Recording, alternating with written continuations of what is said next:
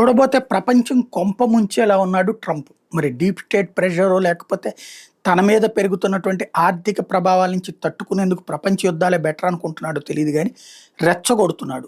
అలాగే పుతిన్ అయినా రెచ్చగొడుతున్నాడు. నాటో దేశాల లోపలికి యుద్ధ విమానాలు పంపించడం, అట్లాగే మిస్సైళ్లు పంపించడం, వాటిని వాళ్ళు కూల్చడం ఇదంతా జరిగింది. ఇప్పుడు సీన్ కట్ చేస్తే కథ మారిపోయింది. రివర్స్‌లో జరుగుతున్నటువంటి పరిస్థితి.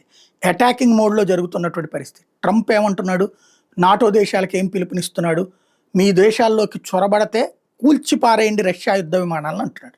యుద్ధ విమానాలు కూల్చడం అంటే నాటో యుద్ధ రంగంలోకి దిగినట్టు. రష్యా యుద్ధ రంగంలోకి దిగుతుంది. నాటో వర్సెస్ రష్యా వచ్చిందంటే అమెరికా నాటో తరపున యుద్ధం చేయాలి. ఇప్పటికే అమెరికా తరపున ఉక్రెయిన్ యుద్ధం చేసి సర్వనాశనమైంది. ఇప్పుడు నాటో దేశాలు సర్వనాశనం అవుతాయా ఏంటనేది అర్థం కాకుండా ఉంది. లేదా నాటో దేశాలు అన్ని కలిపి రష్యా మీద దాడి చేస్తే రష్యా వాళ్ళ మీద దాడి చేస్తే పెను యుద్ధంగా మారుతుంది. ఇది మూడో ప్రపంచ యుద్ధంగా మారుతుంది. ఇది కోరుకుంటున్నాడా ట్రంప్? అర్థం కాంది.